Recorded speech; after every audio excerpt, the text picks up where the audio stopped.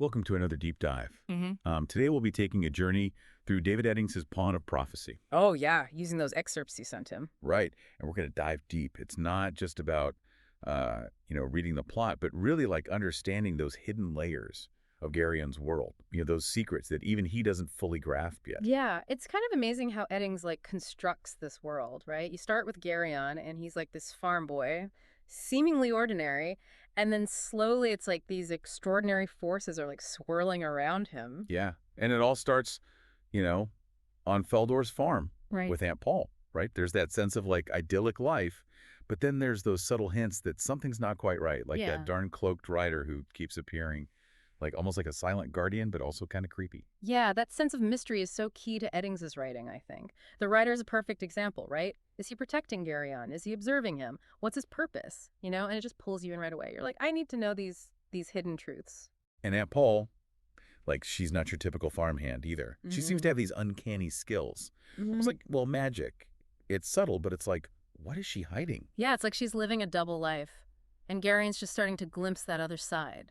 Totally. Now, before we go too deep into Garion's personal mysteries, I think we need to set the stage for the world itself. Mm. Right? Eddings gives us a rich history, starting with the seven gods. Uldor, Belar, Chalden, Issa, Nadra, Mara, and, of course, the infamous Torak. Ah, yes. These are not just like a pantheon in the background, right? Their actions directly shape the events of the story. Oh, for sure. So for those who haven't, delved into Eddings before, like these gods are central to like everything. Absolutely. And the core of it, the core conflict stems from Torak, who'd, in a bid for power, stole the orb of Uldor from his brothers. And so this theft sparked a war that divided the gods and their followers and just plunged the world into chaos. It's almost like a cosmic Game of Thrones. But with this prophecy tied to the stolen orb, right? As long as it remains with the descendants of Riva Irongrip, Torak's power is bound. But the gods have departed, leaving the world vulnerable to his eventual return. Yeah, Eddings so brilliantly creates this sense of impending doom, you know? Like, even though things seem relatively peaceful on the surface, it's like this knowledge that a storm is brewing. And this prophecy suggests that Garion, with his unknown parentage, might be a key player in this whole cosmic game. That's where it gets really interesting. Right. Could Garion be a descendant of Riva Irongrip? And if so, what role will we play in this prophecy? It's like Eddings is dropping breadcrumbs, leading us deeper and deeper. Right, and then just when you think Garion's life might stay relatively normal, the catalyst arrives. The Orb of Alder is stolen. Enter Mr. Wolf, this seemingly ordinary storyteller. But he's actually Belgarath the sorcerer, protector of the orb's lineage. Ancient and powerful. Talk about a classic Eddings reveal. Makes you question everything you thought you knew. Yeah, Mr. Wolf, or rather Belgarath, is so captivating because Eddings peels back his layers so slowly. Initially, he appears as this kind of harmless old man, but then as the story progresses, you realize, like, oh my gosh, he's this incredibly powerful sorcerer who's been, like, shaping events from the shadows. And of course, we can't forget about Aunt Paul. Turns out she's no ordinary farmhand either. Her true identity is revealed as Polgara, a sorceress and Garion's distant relative. What a plot twist. Suddenly, Garion's simple life is just blown wide open, and he's thrust into this quest to recover the stolen orb, alongside these two powerful figures. And it's such a brilliant way to introduce, like, the core conflict and Garion's potential role in it. He's literally swept away from everything familiar, forced to confront a world he never knew existed. And he's not alone on this quest. Eddings introduces such a vibrant cast of characters, like Silk, this cunning Drasnian spy, Yeah. and Barok, this mighty Cherik warrior. They both join the quest for their own reasons.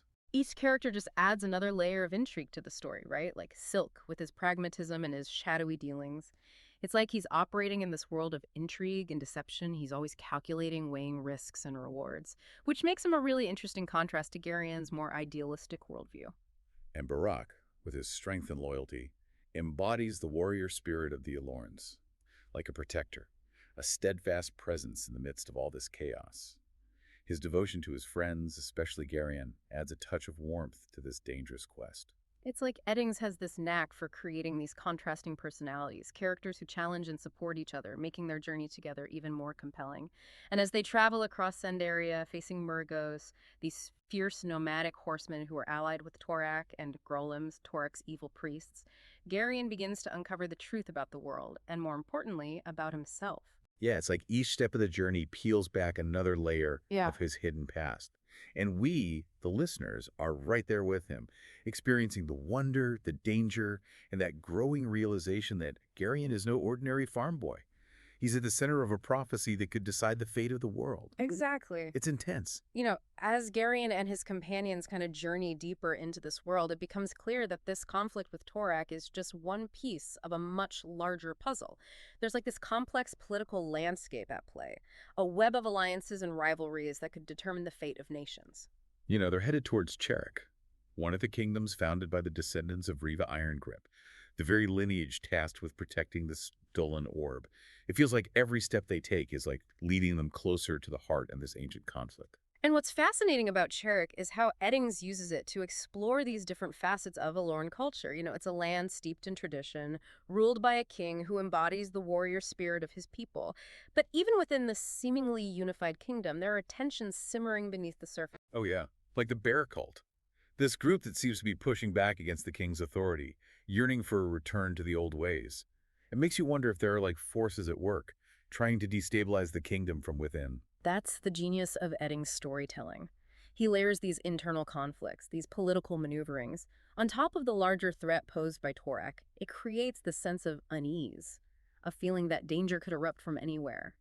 And for Garion, this journey to Cherik is more than just a stop on the quest for the orb.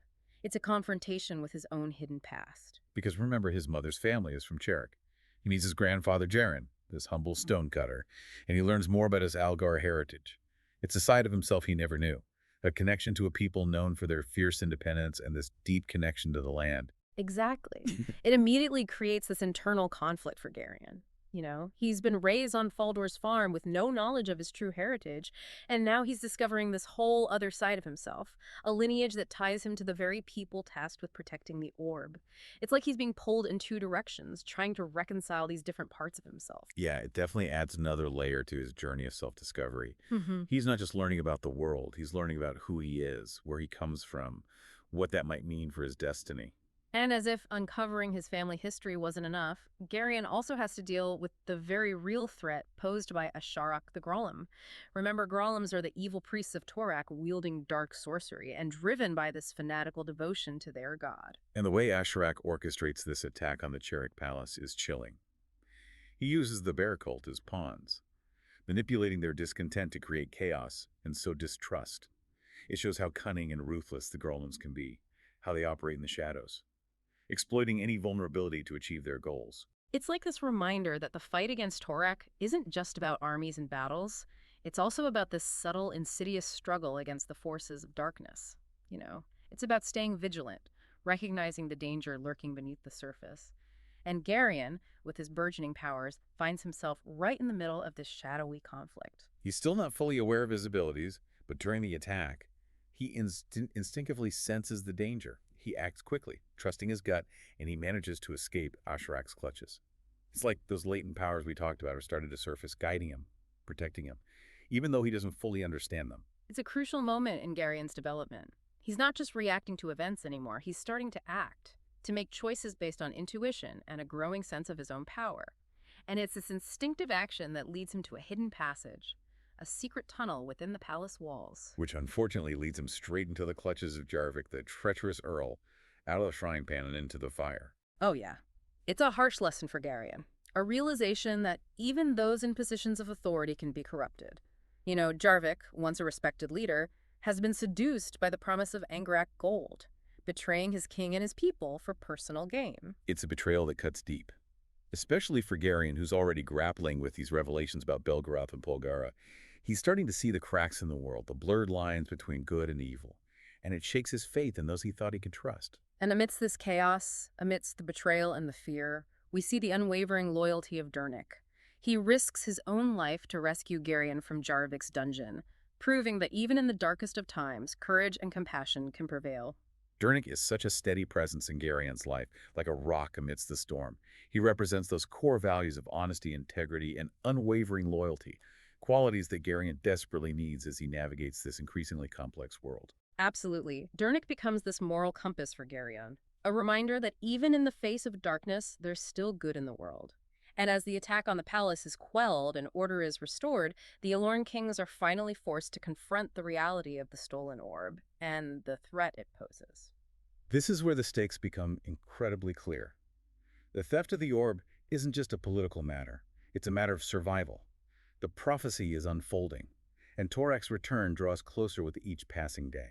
And Belgarath, with his vast knowledge and centuries of experience, steps forward to guide the Alorn kings. He understands that this isn't just a battle against an enemy, it's a war against fate itself. He knows they can't just march into Angarak and demand the orb back. It requires a more subtle approach, a strategy that plays on the Angarak's arrogance and underestimates the Alorn's resolve.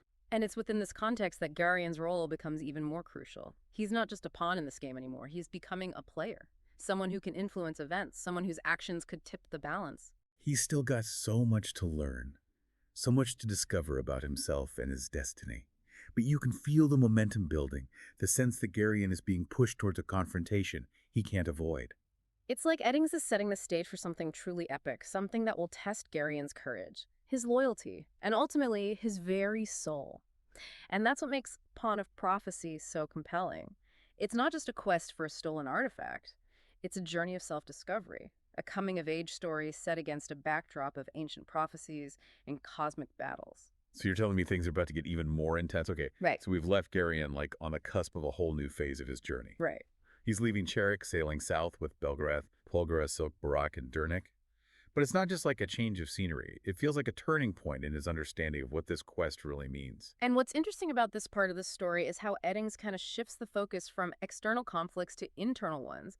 Like Garion's journey becomes less about escaping immediate danger and more about confronting those deeper questions about his identity and his powers. Right. And it's during this voyage that we get that scene with Belgarath explaining the will and the word. For those who haven't read this, it's like the core concept of sorcery in Eddings' world. Yeah, it's not about spells or rituals or anything like that. It's about pure willpower, Yeah. the ability to shape reality through sheer force of will. Belgarath explains it as like speaking a word, Yeah. but a word that has power because it's backed by this unshakable will. It's such a cool concept. It makes sorcery feel so much more accessible, like more human. Yeah. It's not just something that a select few are born with. It's this potential that exists within everyone, like just waiting to be tapped into. Exactly. And Belgarath hints that Garion might possess this very ability, which explains those strange incidents throughout his childhood. Right. Like the fight with Runderig, the encounter with Brill's thugs, even that time with the boar. These weren't just like random occurrences, they were glimpses of Garion's latent power, like his will shaping events around him. It's like those powers were just lying dormant, waiting for the right moment to awaken. And now, surrounded by these experienced sorcerers, Garion's starting to understand like the true nature of his abilities, the immense power that he holds within. But with that power comes a heavy burden. Right. Remember, the prophecy suggests that Garion is destined to confront Torak, so he's going to need more than just raw power. He needs control, discipline, and the wisdom to wield that power responsibly. And that's where the revelation about his parents' death comes in. It's such a gut-wrenching moment. When Garion learns that they weren't just victims of a random act of violence, but they were specifically targeted by an agent of Torak. It's like Eddings masterfully ties this personal tragedy to the larger conflict, giving Garion this intensely personal stake in the fight against Torak. He's not just fighting to save the world, he's seeking justice for his parents, for the childhood that was stolen from him. Yeah, it adds a whole other layer of complexity to his character. He's dealing with grief, anger, a desire for revenge, all while trying to understand his place in this prophecy, his role in this cosmic battle. It raises these really interesting questions about the nature of good and evil, about that fine line between fighting for a just cause and succumbing to the darkness that fuels your enemies. Can Garion harness his anger, his desire for revenge, and channel it into something positive? Or will it consume him? It's those questions that make Garion's journey so compelling. He's not just a hero on a quest. He's a young man grappling with lost betrayal, the weight of a destiny he never asked for. And as Pawn of Prophecy comes to an end, we're left with this sense of anticipation, like waiting for the storm to break. We know Garion and his companions are heading towards the ruins of Vowakuni, this ancient site that holds a key to recovering the orb. But we also know that danger is lurking around every corner, and that forces are working against them, trying to prevent them from fulfilling the prophecy. So where does that leave us? Garion's journey has just begun. He's taken those first steps into a world far larger and more dangerous than he ever imagined. He's discovered hidden truths about his companions, about his powers, about the world itself. But the biggest revelations are yet to come.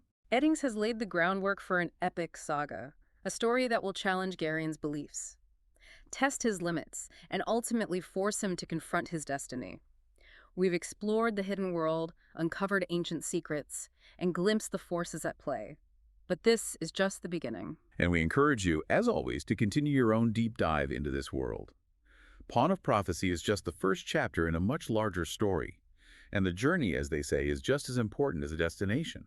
What other hidden truths are waiting to be uncovered? What challenges will Garion face as his powers grow? And what will be the ultimate cost of fulfilling this prophecy? Keep those questions in mind as you continue reading, because things are about to get even more interesting. Until next time, may your own deep dives be filled with fascinating discoveries.